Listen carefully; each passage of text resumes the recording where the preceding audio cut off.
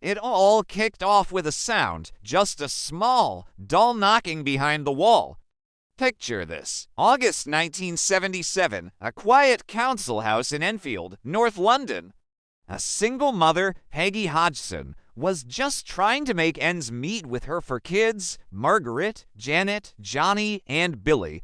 They were your everyday, working-class family, nothing too remarkable.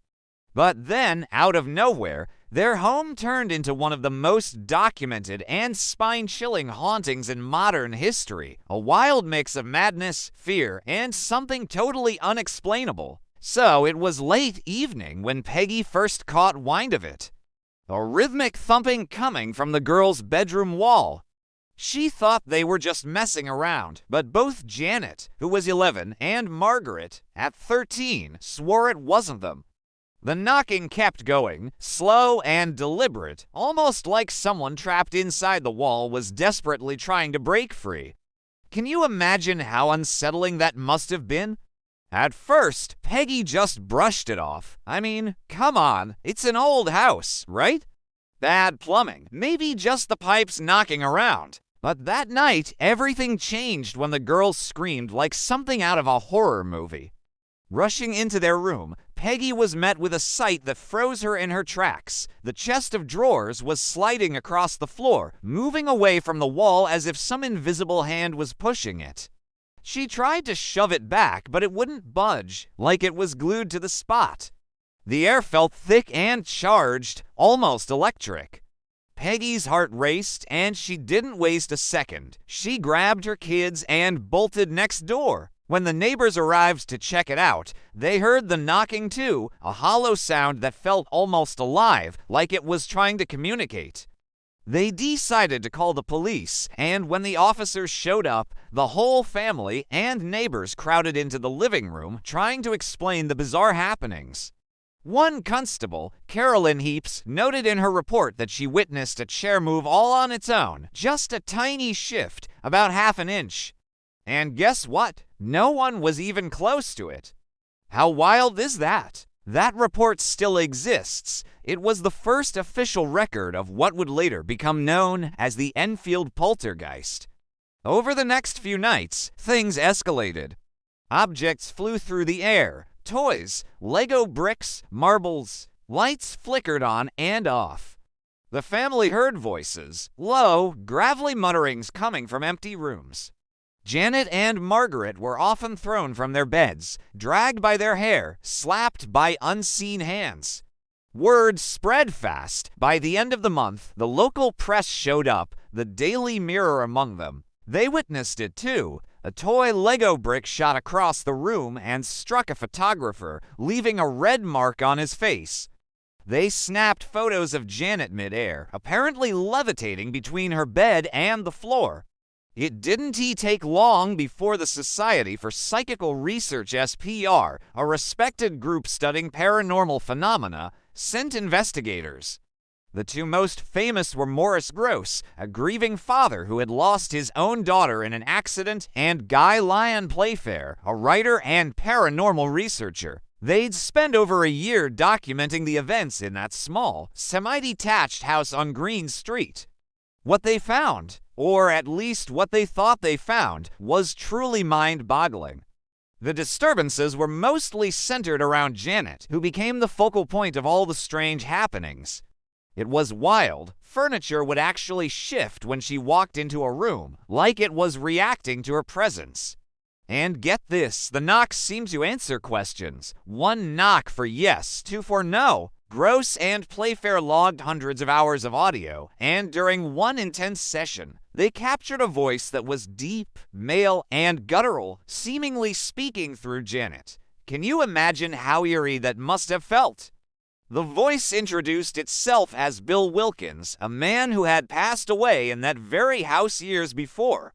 Can you believe that? His voice was rough and crackly, almost like gravel crunching underfoot. He went on to recount his death in vivid detail, how he lost his sight, suffered a hemorrhage, and ultimately died slumped in a chair downstairs.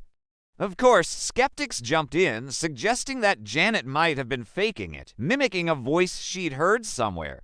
But then, speech therapists were called in to investigate.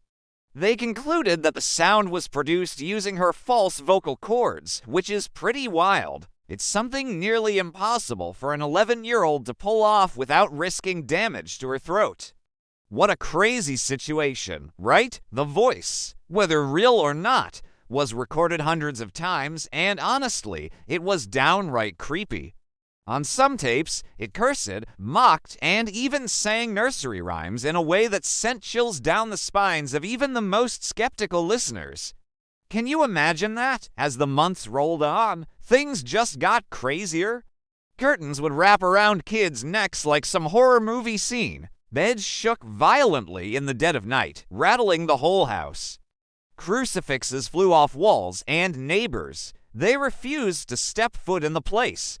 Peggy, poor thing, started sleeping with the lights on, too scared to close her eyes. It was a nightmare come to life. Even Ed and Lorraine Warren, the famous American paranormal investigators from the Conjuring films, couldn't resist checking out the Hodgson home. They spent one night there and walked away convinced it was the real deal. Ed even mentioned feeling a presence of pure evil. Can you imagine that kind of energy in a place? But not everyone was on board with that idea. Some members of the Society for Psychical Research were pretty skeptical. They caught the girls bending spoons, hiding tape recorders, and even faking a photograph once. Janet later admitted that they sometimes faked a bit, but it wasn't to trick anyone. They just wanted people to believe them because the wild stuff was happening most of the time. For many, that little confession kind of tainted the whole case. It's wild how one slip can change everything, right? Still, even the skeptics couldn't explain some of the phenomena.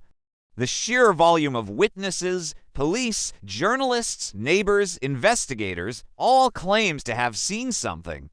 Things move that shouldn't, sounds with no source, voices from nowhere. By the summer of 1978, the activity began to fade.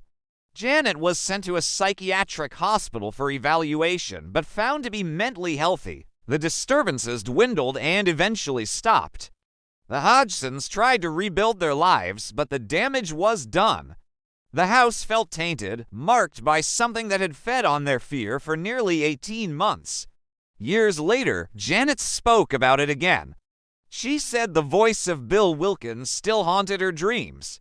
She remembered being thrown out of bed by unseen hands, of cold breaths against her neck. When asked if she believed it was real, she said softly, "Oh, yes, it lived off us." In the decades since, skeptics have argued it was all a case of hysteria, boredom, and grief, a family under stress accidentally manifesting chaos. Others believe something darker had attached itself to that home, something old, patient, and cruel.